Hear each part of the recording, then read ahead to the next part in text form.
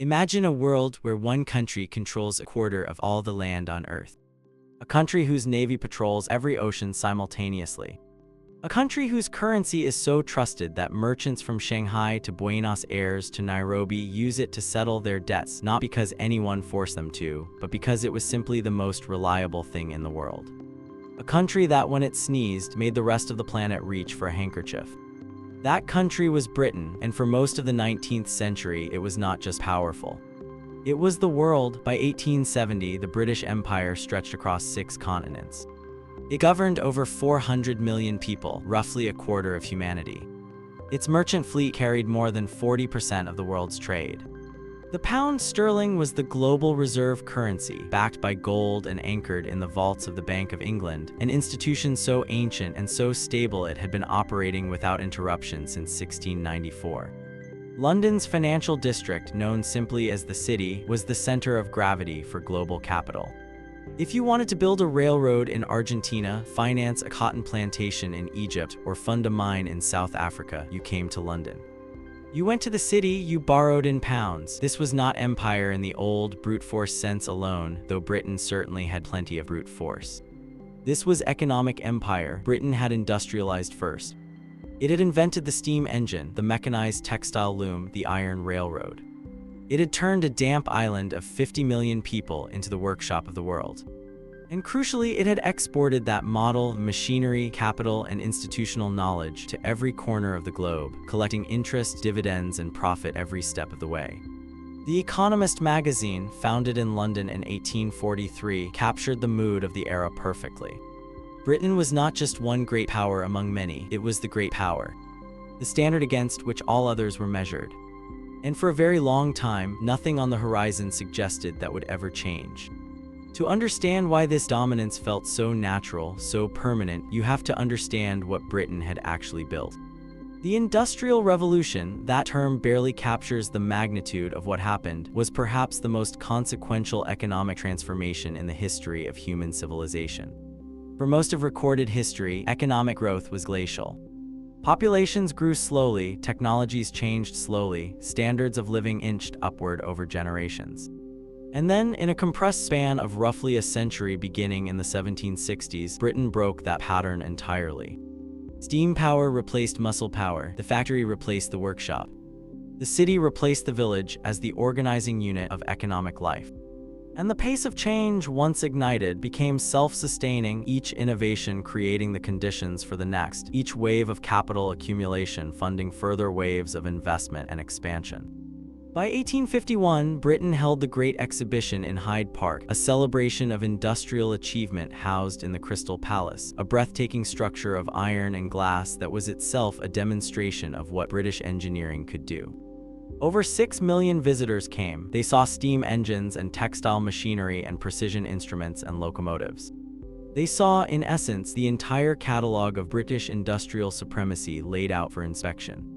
Prince Albert, who championed the exhibition, described it as a demonstration of the progress of mankind. What he really meant was a demonstration of the progress of Britain.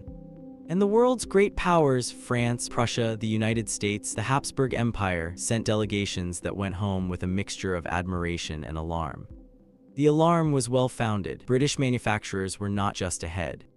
They were so far ahead that the gap seemed structural rather than temporary. The cotton mills of Lancashire could produce cloth at a fraction of the cost that any rival could match.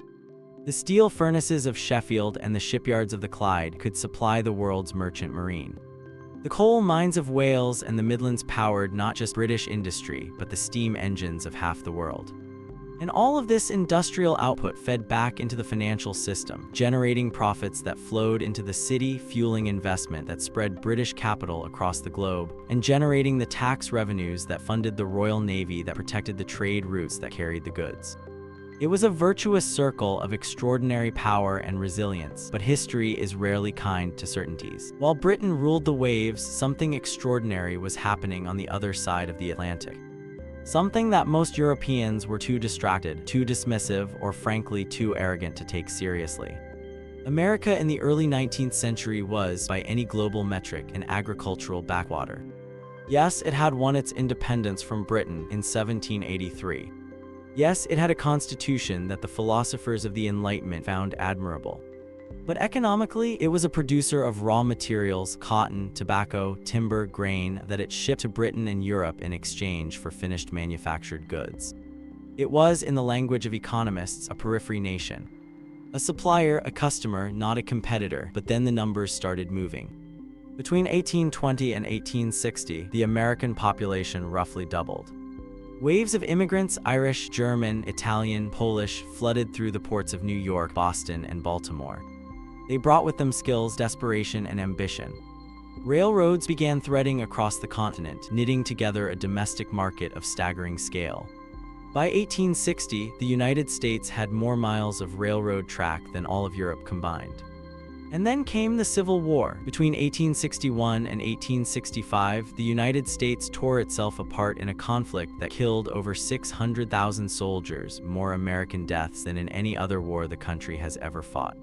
The war was horrific. It was also, from an industrial standpoint, transformative. The Union government, desperate to win, poured money into manufacturing. It built iron foundries and weapons factories. It developed systems for mass logistics and mass supply. It turned the North into an industrial machine, and when the war ended, that machine did not stop. It simply pivoted. From 1865 onward, the United States entered a period of industrial expansion so furious and so relentless that historians have struggled to find an adequate analogy for it. Steel production, railroad construction, coal mining, oil extraction, all of it grew at rates that seemed physically impossible. In 1870, the United States produced roughly the same amount of steel as Britain. By 1900, it produced more than Britain and Germany combined. A man named Andrew Carnegie, a Scottish immigrant who had arrived in America as a child with nothing, built a steel empire so vast and so efficient that by the turn of the 20th century, his company alone was producing more steel than the entire nation of Britain. John D. Rockefeller, working in oil, created a company, Standard Oil, that at its peak controlled over 90% of American oil refining. These were not just businessmen, they were engines of national transformation, and they were operating in a country with a domestic market so large that they barely needed to look abroad to become the most powerful economic actors in the world. By 1900, the United States had surpassed Britain as the world's largest economy. Most people in London did not notice. Most people in London did not want to notice. The pound was still the world's reserve currency. The Royal Navy still ruled the seas, the empire still glittered on the map. And besides, America was still a debtor nation. It owed more to foreign investors than foreigners owed to it. Economic size is one thing, economic power is another.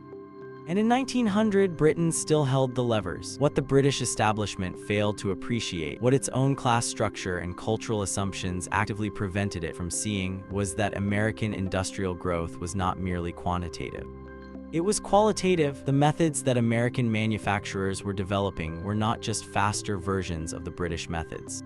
They were fundamentally different in their logic and their implications. Frederick Winslow Taylor was systematically studying factory work and developing the science of industrial management, breaking every task into its component parts.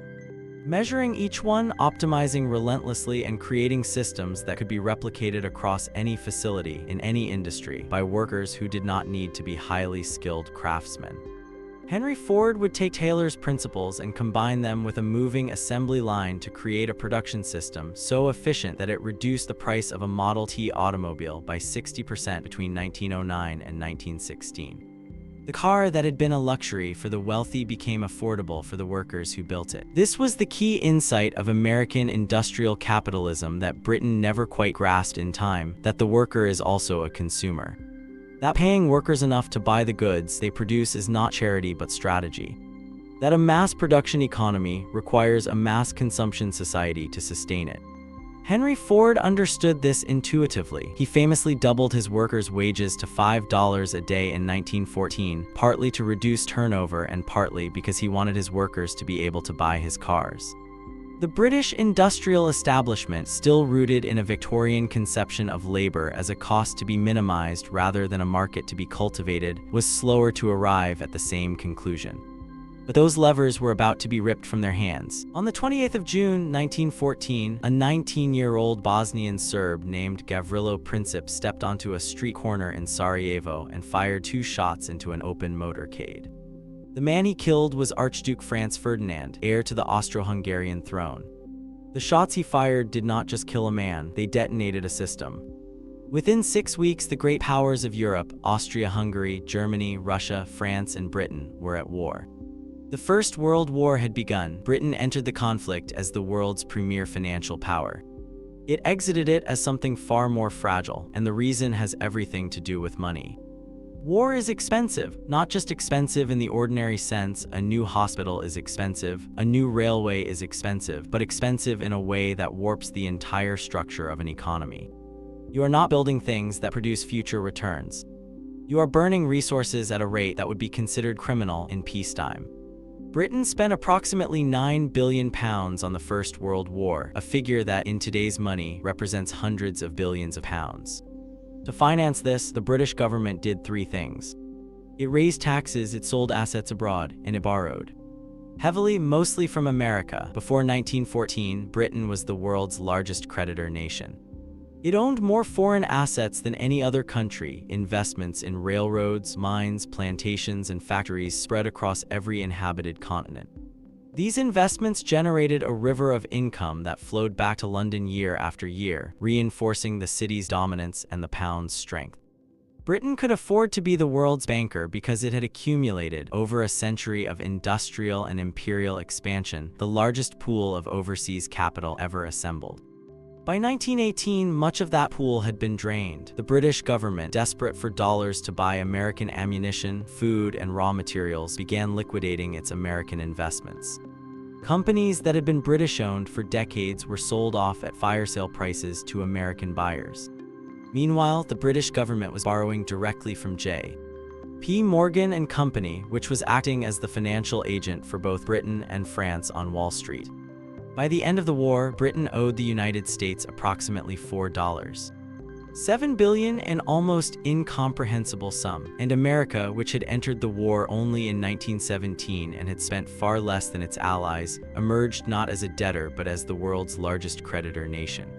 The reversal was stunning. In the space of 4 years, the financial relationship between Britain and America had flipped. Britain, which had been lending to the world, was now borrowing from it. America, which had been borrowing from the world, was now owed by it. The pound still sat at the center of global finance. The City of London was still the most sophisticated financial marketplace on Earth.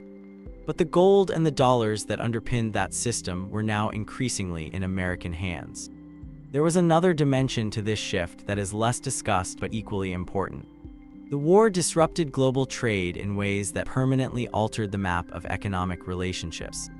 Britain, preoccupied with fighting and blockading Germany, could no longer supply its traditional export markets, India, Latin America, East Asia, with manufactured goods.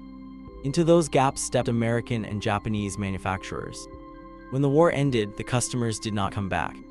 They had found new suppliers. British exporters found themselves locked out of markets they had dominated for generations.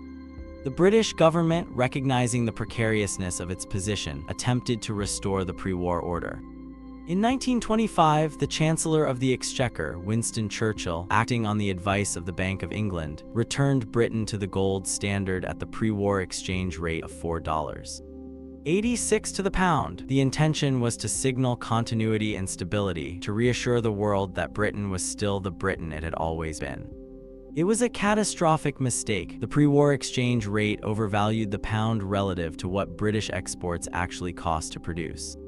British goods became too expensive on world markets. Exports fell, unemployment rose, the economy stagnated, and then in 1929 the global financial system collapsed entirely. The Wall Street crash of October 1929 is usually told as an American story.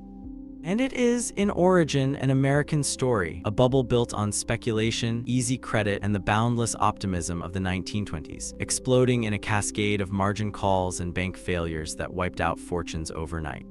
But the Great Depression that followed was a global catastrophe, and it hit Britain at a moment when it was already weakened, already indebted, already overextended.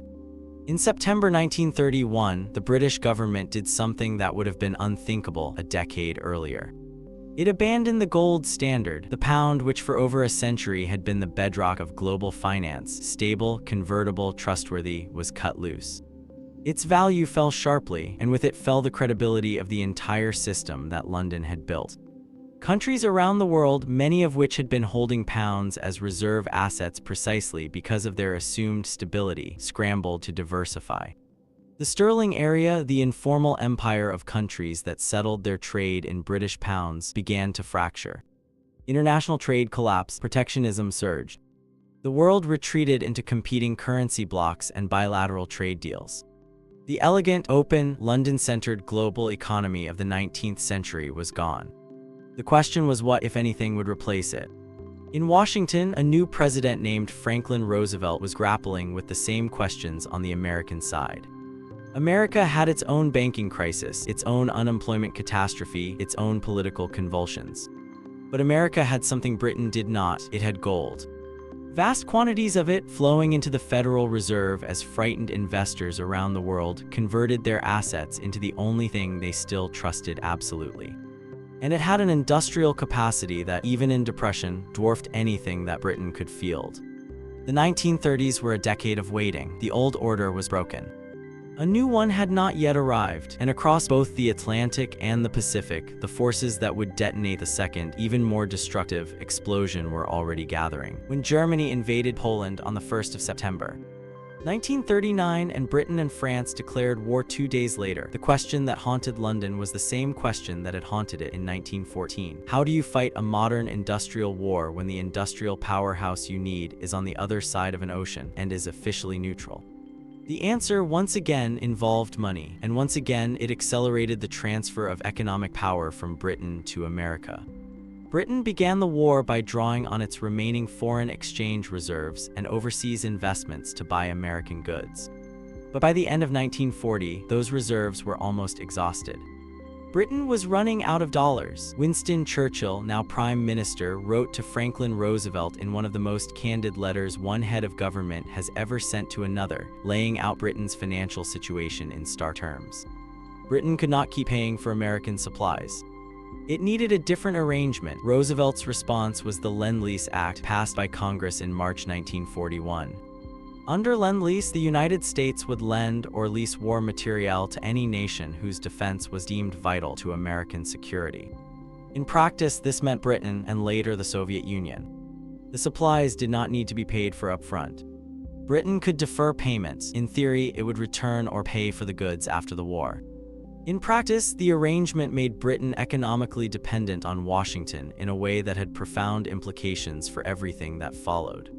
Roosevelt was not naive about what he was doing. The price of Lend-Lease, negotiated carefully by American officials, included a clause requiring Britain to work toward a non-discriminatory, open international trading system after the war, a direct attack on the imperial preference system, which gave British Empire members preferential trading terms and locked out American goods.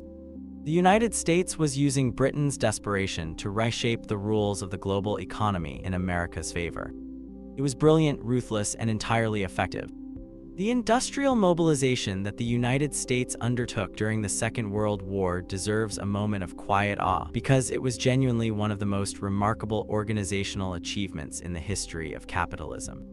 When America entered the war in December 1941, its military was, by the standards of the great powers, relatively modest.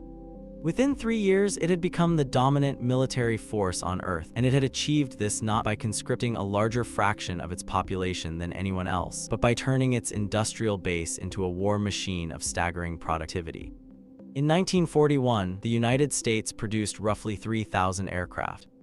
In 1944, it produced nearly 100,000. The Kaiser shipyards in California pioneered prefabricated ship construction so efficient that they reduced the time needed to build a Liberty cargo ship from 244 days to an average of 42, and at peak, one ship was built in just 4 days and 15 hours. The Ford Motor Company's Willow Run plant in Michigan produced a B-24 Liberator bomber every 63 minutes at its peak. These numbers were not just impressive, they were psychologically overwhelming to anyone on the receiving end of American industrial output. And crucially, this industrial expansion did not stop when the war ended. The factories, the organizational knowledge, the management techniques, the supply chains, all of it pivoted with remarkable fluency from wartime production to peacetime production. The workers who had built tanks began building refrigerators. The engineers who had designed bombers began designing automobiles. The organizational systems that had coordinated the logistics of a global war began coordinating the distribution of consumer goods across a continental economy. America emerged from the Second World War not just with its industrial base intact, but with an industrial base that had been upgraded, expanded, and professionalized on a wartime crash program funded by the federal government. By the time the war ended in 1945, the numbers told a story of almost complete reversal. The United States, which had entered the war in December 1941 and had not fought on its own soil, emerged with its industrial base not just intact but enormously expanded. American GDP had roughly doubled during the war years. American factories that had been idle during the Depression were now running at full capacity, producing not just weapons but the organizational knowledge, the managerial techniques, and the technological capabilities that would define the post-war economy. Britain, by contrast, emerged victorious but exhausted. It had lost a further enormous tranche of overseas investments. It had accumulated additional debts. Its industrial infrastructure was aging. Its cities bore bomb damage, and it owed the United States an additional $33 billion under the Anglo-American Loan Agreement of 1946, a loan that, remarkably, Britain did not finish repaying until 2006. The empire was still there on the map. The red still covered a quarter of the globe, but anyone who looked carefully could see that the color was fading. In July 1944, before the war was even over, delegates from 44 Allied nations gathered at a grand resort hotel in Bretton Woods, New Hampshire. The Mount Washington Hotel sat at the base of the White Mountains, its long white facade gleaming against the summer sky. Inside, the delegates were engaged in something that had never quite been attempted before, designing, in advance and from scratch, the financial architecture of the post-war world. The meeting was dominated by two men. John Maynard Keynes, the most brilliant economist of the 20th century, represented Britain. He arrived with grand ambitions and a deteriorating heart. Harry Dexter White, a Treasury official with a fierce intelligence and a blunt manner, represented the United States.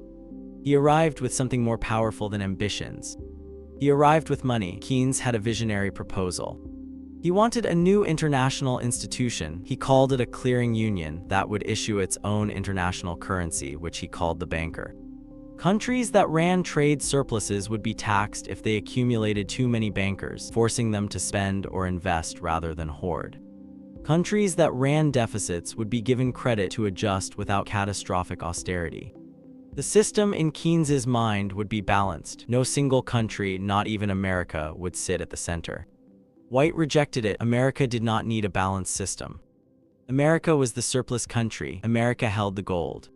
America had the factories. Why would it accept a system that penalized it for being successful? The American counterproposal was simpler and far more self-serving. The dollar would be pegged to gold at $35 per ounce. Every other currency would be pegged to the dollar.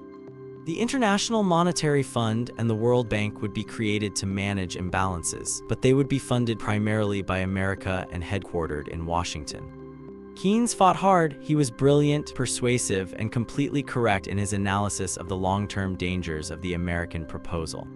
A system built around a single national currency would create structural imbalances that would eventually destabilize everything. He was right. He simply did not have the leverage to win the argument. The negotiations at Bretton Woods were grueling and sometimes acrimonious. Keynes, who was already a sick man, his heart had been weakened by years of overwork and the physical strain of the war years, threw himself into the arguments with his customary intensity. Chain-smoking, debating into the small hours, and deploying every rhetorical weapon in his formidable arsenal to defend the British position.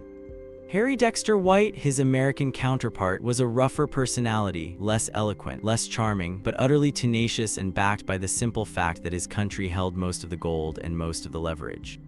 The dynamic between the two men was almost theatrical in its symbolism. The brilliant, exhausted representative of a fading empire sparring with the blunt, energetic representative of a rising one. What emerged from those 3 weeks in the New Hampshire mountains was not just a set of monetary rules. It was a new world order, written in the language of finance. The International Monetary Fund would provide short-term loans to countries experiencing balance of payments problems, but those loans would come with conditions that, in practice, reflected American economic orthodoxy. The World Bank would fund long-term development projects in poorer countries. The headquarters of both institutions would be in Washington, D.C., not London or Geneva. The voting weights within both institutions would be proportional to capital contributions, meaning the United States would have effective veto power over major decisions. Every structural feature of the Bretton Woods system, from the location of its institutions to the rules governing currency adjustment, reflected the preferences and the power of a single nation. Keynes died in 1946, exhausted by the negotiations and by the war. The system he had failed to prevent was in place, and for the next quarter-century it worked spectacularly for America. The Bretton Woods system created something unprecedented in economic history, a country that could print the world's money. Not because it had conquered everyone else, not because it held a gun to the world's head, but because everyone had agreed in the cold calculus of post-war necessity that American financial stability was the best available substitute for a truly international monetary system. The implications were extraordinary and compounding. When the United States needed to spend money on the Marshall Plan to rebuild Europe, on the Korean War, on the military bases it constructed across the globe, on the consumer boom that made the 1950s the most prosperous decade in American history, it could run deficits in a way that no other country could. Other countries that ran deficits had to tighten their belts, raise interest rates, and deflate their economies to attract foreign capital. America could simply export dollars. The world would absorb them because the world needed them. The French economist Valéry Giscard d'Estaing, later to become president of France, called this America's exorbitant privilege. He meant it as a criticism. He was right to be critical. The ability to run persistent deficits without facing the consequences that any other country would face was an enormous structural advantage, one that America has exploited in various forms ever since. Meanwhile, the British pound underwent a humiliating series of crises that hammered home just how thoroughly the global monetary hierarchy had reorganized itself. In 1949, Britain devalued the pound from $4.03 to $2.80. In 1967, Harold Wilson's Labour government devalued again to $2.40, an event so politically mortifying that Wilson went on television to reassure the public that the pound in their pocket had not lost its value. A statement that was technically true and practically absurd, since what the devaluation meant was that fewer dollars could be bought with each British pound. Every devaluation was another public reminder that the pound was no longer the axis around which the global economy turned. It was just another currency, and not a particularly strong one. Sterling area countries, those that had traditionally held pounds as reserves and settled their trade in pounds, began converting to dollars. The process was gradual, sometimes painful, always politically sensitive, but the direction was clear and irreversible. The world was dollarizing. It is not enough to understand the monetary shift without understanding the industrial and commercial dimensions of American dominance in the post-war era, because the two were inseparable. The dollar was trusted because the American economy was trusted. And the American economy in the post-war decades was something genuinely without precedent, a productive machine of almost incomprehensible scale and efficiency. Consider the statistics. By 1945, the United States was producing roughly half of the entire world's manufactured goods. One country with roughly 6% of the world's population was making 50% of everything the world manufactured. This was partly a function of the war. Everyone else's factories had been bombed, but it was also a function of something deeper, a culture and a system that had been optimized over decades for mass production, mass consumption, and relentless technological innovation. The automobile industry tells the story vividly. Henry Ford had pioneered the moving assembly line before the First World War, but by the 1940s and 50s, American automakers had turned mass production into an art form. General Motors, Ford, and Chrysler were not just making cars. They were defining an entire way of life: the suburban home, the shopping mall, the highway, the drive-in movie theater, the fast food restaurant. And they were exporting that way of life through advertising, through Hollywood, through the Marshall Plan's requirement that European countries open their markets to American goods. American corporations were expanding globally at a rate that alarmed European governments. IBM, Coca-Cola, Ford, and dozens of other American companies were establishing operations across Europe, Latin America, Asia, and Africa, replicating the American model and establishing supply chains, distribution networks, and brand loyalties that would persist for generations. The political scientist Jean-Jacques Servan-Schreiber published a famous book in 1967 called The American Challenge, warning that within 15 years, the third largest industrial power in the world, after the United States and the Soviet Union, would not be Europe or Japan but American industry in Europe. It was hyperbole, but it captured a real anxiety. American economic power was not just larger than Britain's. It was categorically different in kind. It was systemic. It had embedded itself into the infrastructure of the global economy in ways that could not easily be dislodged. There is a moment when an empire knows it is finished. Not when it formally dissolves, not when the last colony gains independence, not when the last treaty is signed, but when it attempts to act like an empire and is stopped not by its enemies but by its supposed ally. For Britain, that moment came in November 1956 on the banks of the Suez Canal. In July of that year, Egyptian President Gamal Abdel Nasser had nationalized the Suez Canal, the waterway through which a significant fraction of Britain's oil supplies flowed and which Britain considered vital to its strategic interests. The British government, led by Prime Minister Anthony Eden, decided to respond by force. In coordination with France and Israel, Britain launched a military operation to seize the canal back. The operation militarily was going well. British and French paratroopers were on the ground. The Egyptian military was being defeated, and then Washington intervened. President Eisenhower, furious at not being consulted and alarmed at the global optics of Western nations attacking an Arab country in the middle of the Cold War, made a phone call. The United States, he made clear, would not support Britain in the United Nations. More devastatingly, the United States would not support the pound sterling if Britain continued its military action. The dollar reserves Britain needed to defend its currency against speculative attack would not be forthcoming from the IMF. The message was unmistakable: stand down or face a currency crisis. Britain stood down. Eden, his health broken and his political career destroyed, resigned. British troops withdrew. The canal remained in Egyptian hands.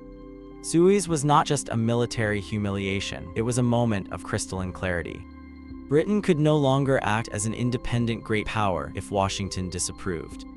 The economic relationship, the debt, the dollar dependency, the reliance on American goodwill to defend the pound had translated directly into political subordination. The Americans had not needed to send a single soldier to bring Britain to heel. They had simply threatened to stop providing financial support. That was enough. In the years that followed, the British Empire dissolved with remarkable speed. Ghana in 1957, Nigeria in 1960, Kenya in 1963, Rhodesia, Aden, Oman, one by one, the territories that had made Britain a global power were released, abandoned, or simply departed. The process was presented at the time and since as enlightened decolonization, Britain gracefully granting independence to peoples who deserved it. There is some truth in this, but the speed of the process and its timing, coming immediately after Suez, suggests that economics played at least as large a role as enlightenment. Running an empire costs money. Britain no longer had enough. By the late 1960s, the Bretton Woods system was under strain. The United States had been running persistent deficits, spending on the Vietnam War, on the Great Society social programs, on its vast global military presence, and the dollars were piling up in foreign central banks. Under the rules of Bretton Woods, any country could in theory demand that the United States convert its dollars to gold at $35 per ounce. By 1971, there were far more dollars in foreign hands than there was gold in Fort Knox. On the 15th of August, 1971, President Richard Nixon went on television and announced that the United States was suspending the convertibility of the dollar to gold. He called it a temporary measure. It was not temporary.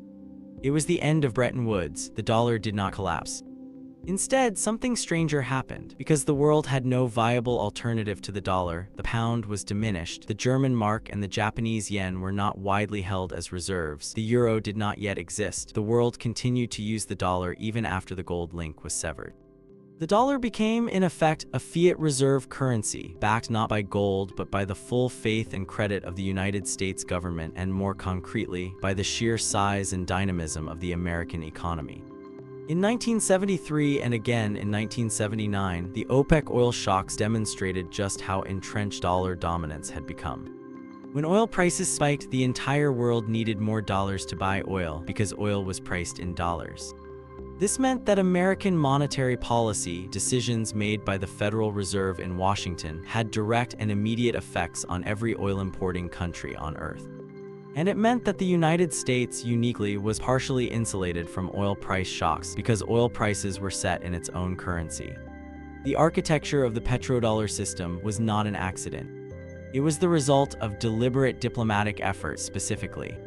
A series of secret agreements negotiated between the United States and Saudi Arabia in the early 1970s, by which the Saudis agreed to price their oil exclusively in dollars and to recycle their petrodollar earnings into American Treasury bonds. In exchange, the United States provided Saudi Arabia with military protection and weapons sales. It was, in essence, a protection racket dressed in the language of international finance. The Saudis got security, the Americans got the continued dominance of their currency. And every other country in the world, every country that needed to import oil, which was almost every country in the world, was locked into a system they had no role in designing and no real power to change.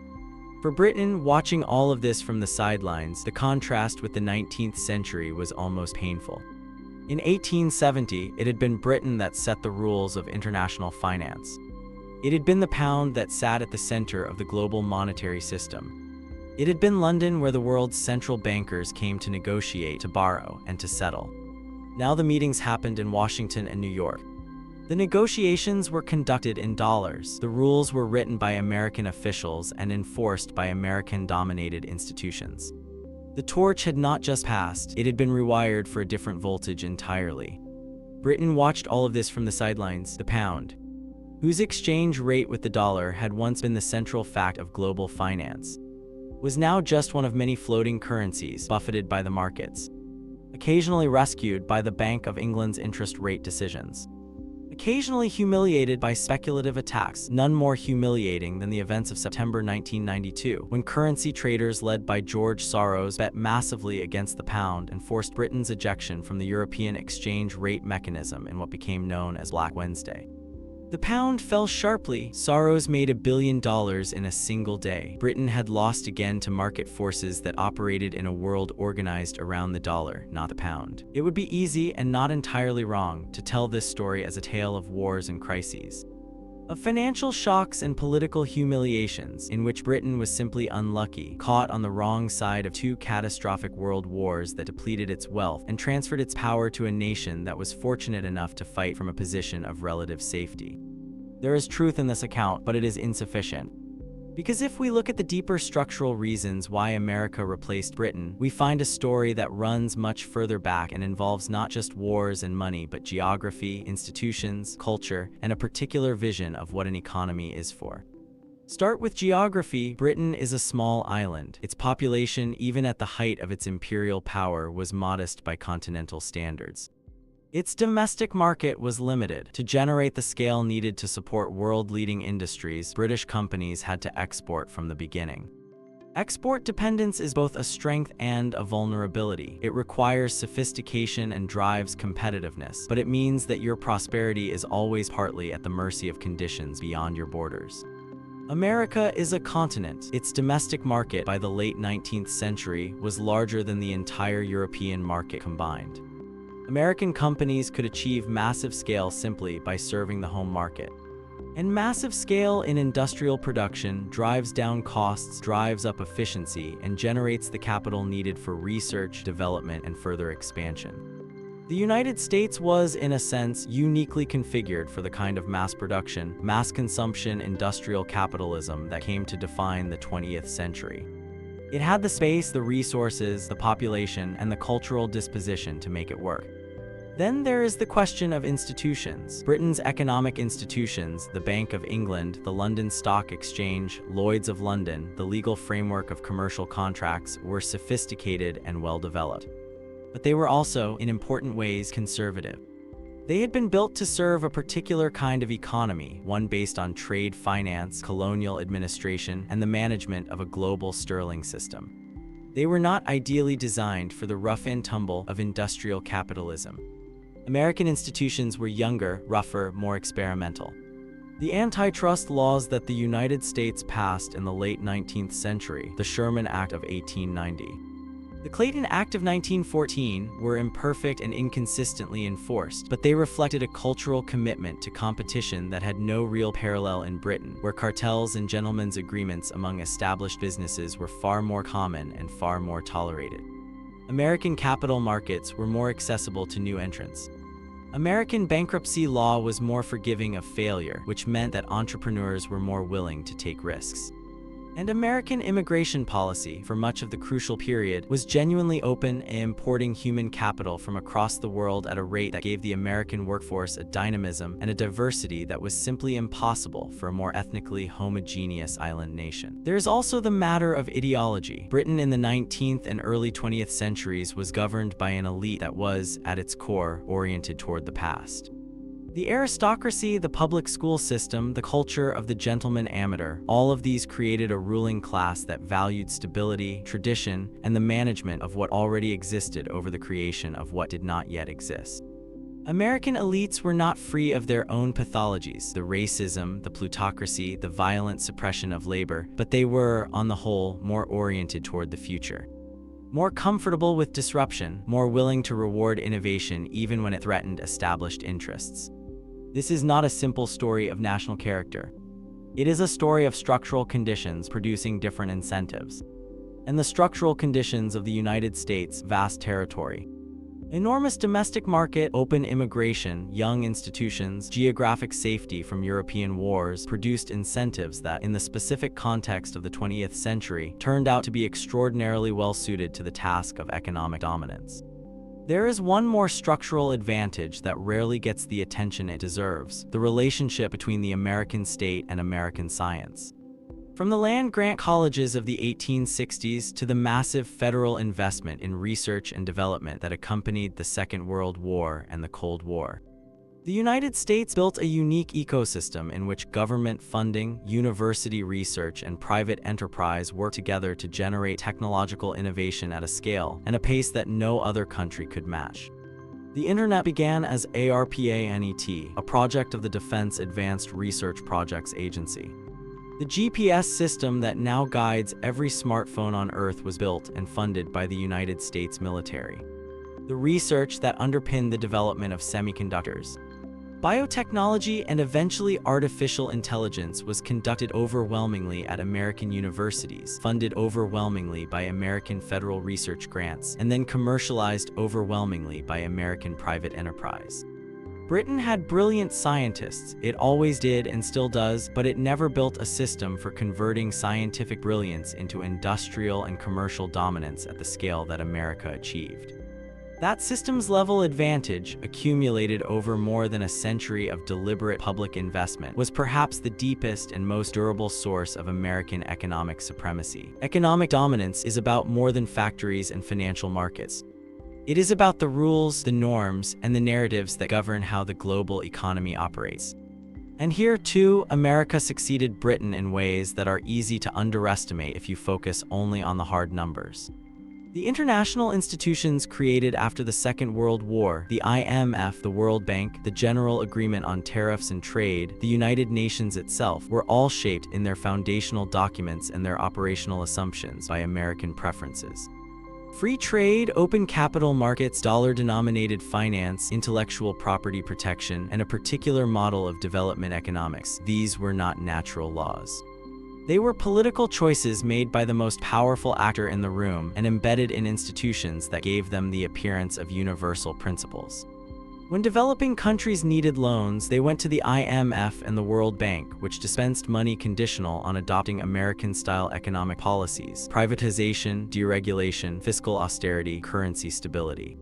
When global trade negotiations happened, they happened under frameworks designed to maximize the export of American goods and the protection of American intellectual property. When international disputes needed arbitration, they were arbitrated under legal frameworks developed in New York and Washington. Britain, in its imperial heyday, had exercised a comparable form of soft power. British law, British educational models, British accounting standards, and the English language had been exported across the world. But American soft power operated differently. Britain's soft power was explicitly imperial. It was the power of a metropole over its colonies. America's was more diffuse, more seductive, more voluntary in its uptake. People around the world wore Levi's not because they were required to, but because they wanted to. They watched Hollywood films not because they were censored from alternatives, but because Hollywood made films that were, by the standards of global mass culture, irresistible. The English language, which Britain had ceded across its empire, became under American dominance the undisputed global lingua franca, not just for diplomacy and academia, but for business, technology, aviation, and popular culture. Silicon Valley, which emerged in the 1970s and became the most consequential economic ecosystem in modern history, operated almost entirely in English and exported its products, its standards, and its culture globally. The internet itself, the infrastructure of the 21st century global economy, was designed, named, and initially dominated by Americans.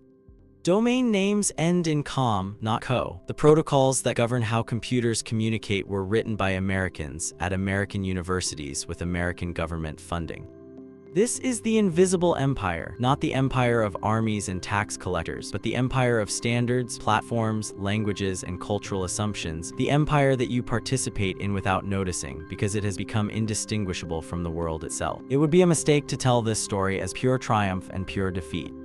The reality of British decline was far more complicated and, in some ways, far more dignified than a simple narrative of loss would suggest. Britain did not collapse. It did not experience the catastrophic unraveling that many empires have faced. It managed, over several decades, a gradual and mostly peaceful transition from empire to middle power, preserving its democratic institutions, its rule of law, its cultural prestige, and its position as a significant, if no longer dominant player in global affairs. The NHS, the BBC, the British university system, the extraordinary cultural output of British music, literature, and film in the post-war decades, none of these are the products of a civilization in terminal decline. They are the products of a society that retained enormous reserves of creativity, social capital, and institutional strength even as its geopolitical star faded. But the economic costs were real and lasting. Decades of relative underinvestment in manufacturing, the result of a financial system that preferred lending abroad to investing at home. A management culture that was resistant to innovation. And a class structure that directed the most talented people into finance and the professions rather than industry, left large parts of Britain's industrial heartland vulnerable to the shocks of deindustrialization in the 1970s and 80s. The communities that bore the cost of those shocks, the miners of Yorkshire, the steelworkers of South Wales, the shipbuilders of the Clyde, paid a price in unemployment, poverty, and social despair that echoes to this day in the political geography of Britain. The comparison with America is instructive but not straightforwardly flattering to either side. America avoided Britain's imperial overstretch. It never tried to govern a quarter of the world's surface, but it developed its own form of overextension. Pouring enormous resources into military spending and global intervention while neglecting the domestic investment in education, infrastructure, and industrial policy that sustained its competitive edge. The American working class experienced its own version of deindustrialization from the 1980s onward, as manufacturing moved to lower-cost countries and the gains of economic growth concentrated increasingly at the top. The parallel runs even deeper when you examine the financial sectors of both countries at comparable stages of their relative decline. Late Victorian Britain saw its banking establishment increasingly oriented toward international finance, lending to foreign governments, financing overseas railways, speculating in colonial ventures, while domestic manufacturing struggled to access the capital it needed to modernize. Scholars of British economic decline have pointed repeatedly to this structural bias in the City of London, a financial culture that found it more profitable and more prestigious to put money to work in Buenos Aires than in Birmingham, in Cairo than in Coventry. The returns on overseas lending were attractive, the risks of domestic industrial investment seemed less manageable, the rewards less immediate. And so the capital went abroad and British industry fell behind. The United States, from the 1980s onward, replicated this pattern with eerie fidelity. Wall Street grew enormously profitable. The financial sector's share of corporate profits rose from roughly 15% in the 1970s to over 40% by the mid-2000s. The most talented graduates of the most elite universities increasingly headed to investment banking, hedge funds, and private equity rather than to engineering, manufacturing, or public service. The returns were simply incomparably better, and the result, just as in late Victorian Britain, was a hollowing out of the industrial base. A concentration of wealth at the financial apex and a working population in the regions that had once been industrial heartlands, the Rust Belt, just like the mill towns of Lancashire, left behind by an economy that no longer needed their labor in the same way. Empire, in both its British and its American forms, turned out to be better at generating wealth for those at its center than at distributing that wealth equitably. The tension between the global ambitions of empire and the domestic obligations of a democratic state proved, in both cases, extraordinarily difficult to resolve. And now we arrive at the question that gives this entire history its contemporary urgency. Because the story of how America replaced Britain is not just history. It is a template, a pattern, and many of the world's most careful analysts believe it is happening again. China's rise over the past 4 decades is the most rapid large-scale economic development in human history. In 1980, China's GDP was roughly 3% of America's. Today, depending on how you measure it, China's economy is either roughly equal to America's or somewhat smaller, but on a trajectory that, if sustained, will make it unambiguously larger within the next decade. China is already the world's largest manufacturer, the world's largest trader, the world's largest creditor in many developing countries, and the world's largest consumer of most major commodities. The parallels with America's rise relative to Britain are striking and have not been lost on China's leadership. China is investing heavily in the technologies that will define the next generation of economic competition: artificial intelligence, quantum computing, electric vehicles, renewable energy, semiconductors. It is building infrastructure across Asia, Africa, and Latin America through its Belt and Road Initiative in ways that echo the railroad building and capital exporting of 19th century Britain and 20th century America. It is pushing to internationalize its currency, the renminbi, reducing the world's dependence on the dollar in ways that challenge the exorbitant privilege that America has enjoyed since Bretton Woods. The specific mechanisms of China's monetary challenge are worth understanding in some detail because they follow a playbook that has clear historical precedents. China has been signing bilateral currency swap agreements with dozens of countries, allowing them to trade with China in renminbi rather than dollars. It has created the Asian Infrastructure Investment Bank as an alternative to the World Bank, with over 100 member countries.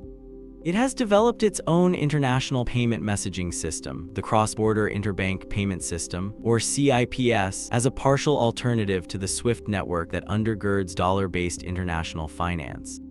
And it has been quietly accumulating gold reserves, the traditional hedge against dollar dependence, at a pace that suggests a deliberate long-term strategy rather than routine portfolio management.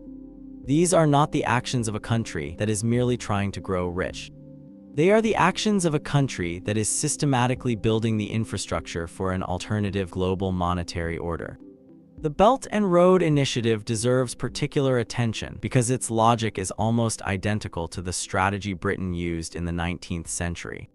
Britain built railroads across India, Egypt, and South Africa not merely as acts of development charity, but as instruments of economic penetration. The railroads opened markets for British goods, extracted resources for British industry, and tied the economies of the colonial world structurally to the British imperial system. China's infrastructure lending across Asia, Africa, and Latin America follows a similar structural logic, creating economic relationships, dependencies, and alignments that give Beijing leverage and influence that goes far beyond the specific projects being financed. The optics are different. China does not call it empire, but the economic architecture it is constructing has unmistakable echoes of the architecture Britain built in the Victorian era. And yet the parallel is imperfect in crucial ways.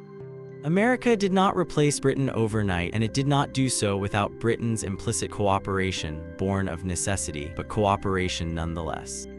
The two world wars effectively forced Britain to cash out its economic advantages and transfer them to America. China faces no equivalent shock that would force America to do the same.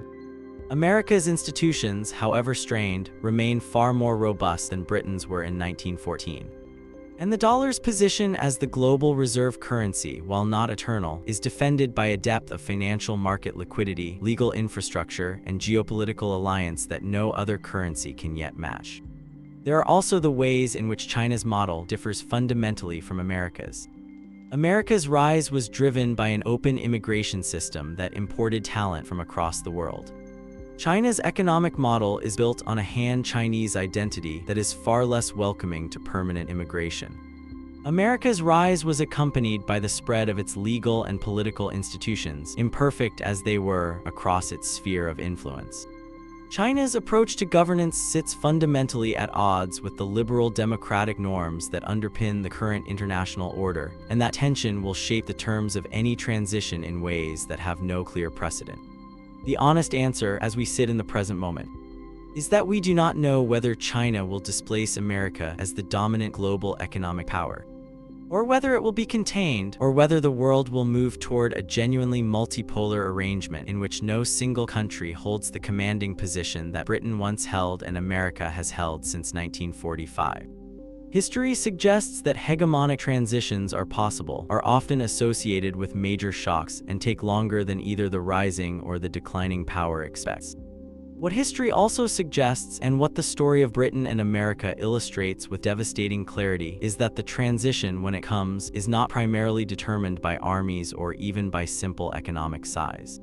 It is determined by who controls the money, who sets the rules, who defines the standards and writes the language of the global system, who, in short, builds the infrastructure that everyone else, willingly or not, relies upon. Step back from the details, the treaties, the wars, the currency crises, the political humiliations, and ask what this story is really about. What does the replacement of Britain by America as the world's economic superpower actually teach us? The first lesson is that economic dominance is never permanent. Every power that has sat at the summit of the global economic hierarchy has believed, at some point, that its position was natural, inevitable, and effectively unassailable. Rome believed it, Spain believed it during its golden age of silver and conquest.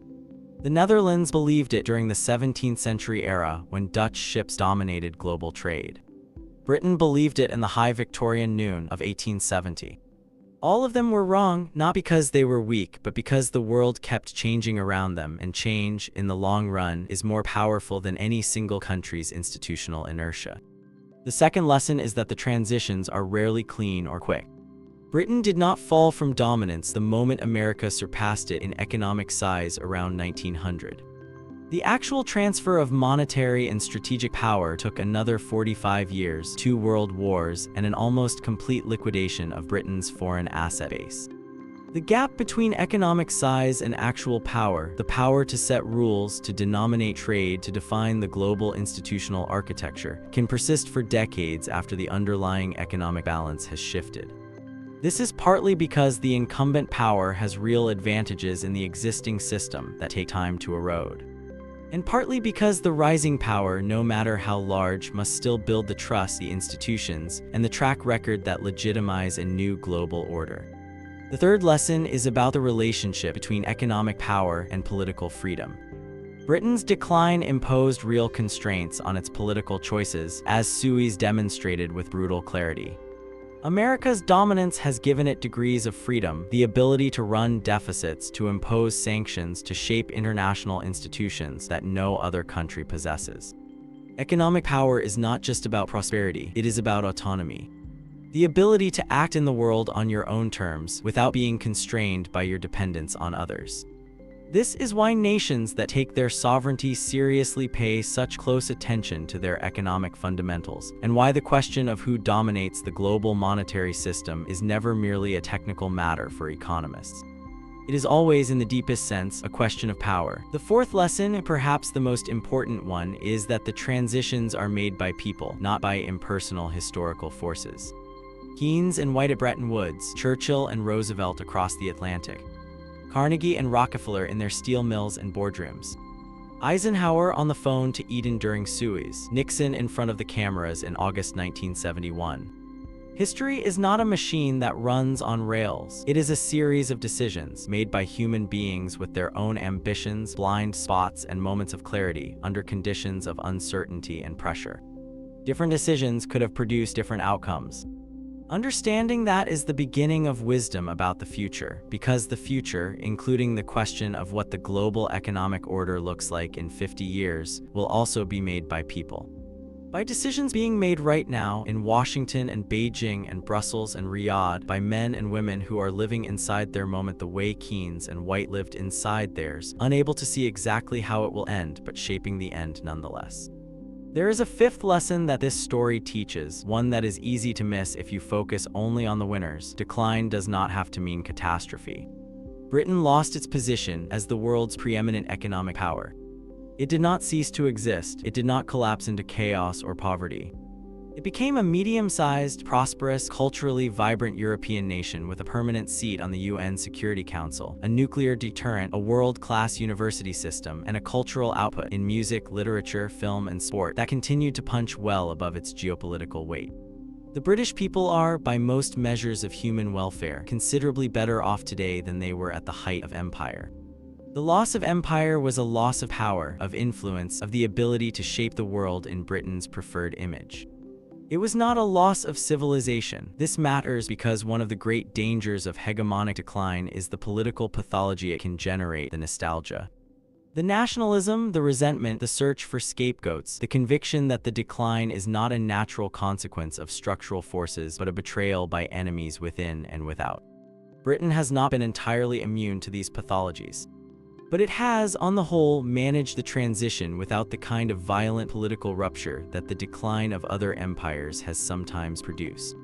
The question of whether America, with its particular political culture and its particular mythology of exceptionalism, can manage the same feat, can accept relative decline without turning it into a civilizational crisis, is one of the most consequential open questions in the world today. In the autumn of 1956, a few weeks after the Suez debacle had forced Britain to stand down in Egypt, Harold Macmillan, who would soon become Prime Minister, reportedly said something that has echoed through decades of foreign policy discussion.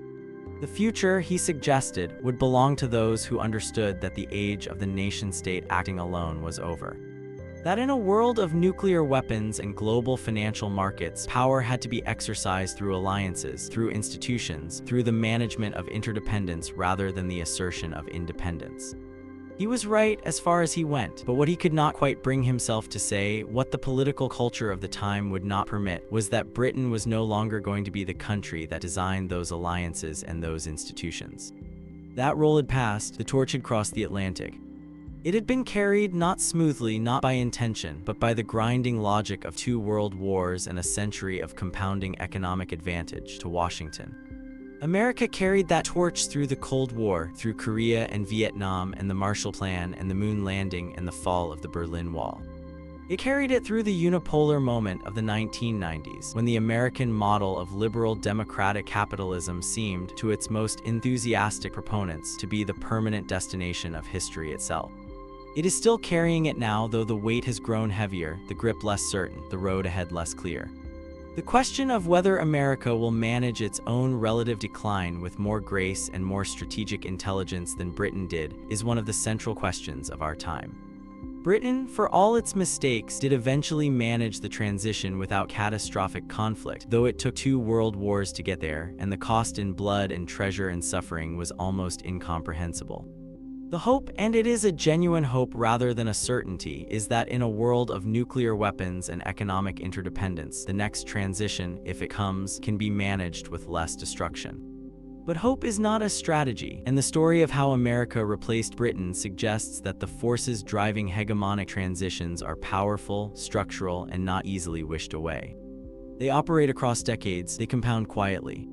They reach crisis only when the underlying imbalance has become so severe that no amount of institutional inertia or political will can contain it. We are, many would argue, somewhere in the middle of the next chapter of this story. China is rising, America is strained, the institutions built at Bretton Woods are under pressure. The dollar's exorbitant privilege is being questioned, quietly, systematically, and from multiple directions at once. The outcome is genuinely uncertain. What is not uncertain is the lesson of the past. Economic dominance is earned, not inherited. It is sustained through institutional quality. Through investment in the future, through the capacity to attract and unleash human talent, and through the wisdom to build international systems that others want to participate in rather than systems they are merely forced to tolerate. Britain once had all of that. It held the world in its hands, or thought it did. And then, through 2 catastrophic wars, through financial exhaustion, through the slow erosion of competitive advantage, and through the rise of a continental economy that had been growing in its shadow for a century, it let go. Not all at once, not willingly, but completely. America picked it up. It has held it now for 80 years. And in holding it, America has done things that Britain never managed, and things that Britain managed better. It has spread its language, its culture, and its legal norms more deeply and more voluntarily than any previous hegemon.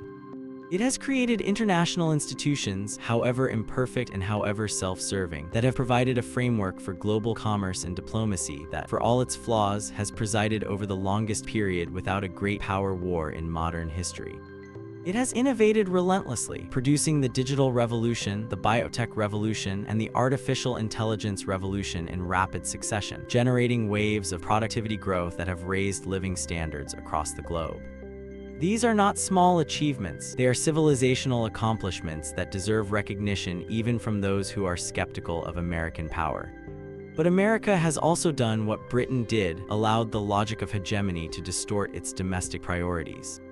It has directed enormous resources toward global military projection that might have been better spent on education, infrastructure, and the long-term investments that sustain genuine economic leadership. It has watched its financial sector grow so dominant that it absorbs talent and capital that might otherwise have gone into manufacturing, science, and engineering. And it has allowed its political system to become so captured by short-term incentives that the large structural investments needed to compete in the 21st century have been repeatedly deferred. Britain made the same errors. The British banking system, by the late 19th century, was far more interested in financing railways in Argentina than factories in Birmingham. British public schools produced talented administrators and diplomats, and not nearly enough engineers and scientists. The echoes across the century are uncomfortable. The question, the open, urgent, genuinely unanswered question, is for how much longer America holds the torch. And what happens when it too has to let go? History, as we have seen, does not take requests. But it does leave clues. The clue it leaves most insistently across the entire sweep of this story is this: economic power flows toward those who build the future, not those who defend the past. Britain built the future once with steam and iron and the audacity of industrialization. America built it again with electricity, assembly lines, the atom, the chip, and the internet. The next act of this drama, whoever writes it, will be built on artificial intelligence, biotechnology, quantum computing, and clean energy.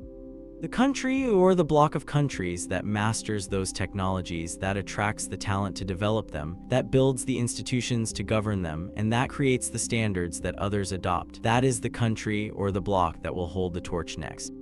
We are living through the opening chapters of that contest right now, and the story of how America replaced Britain is not ancient history.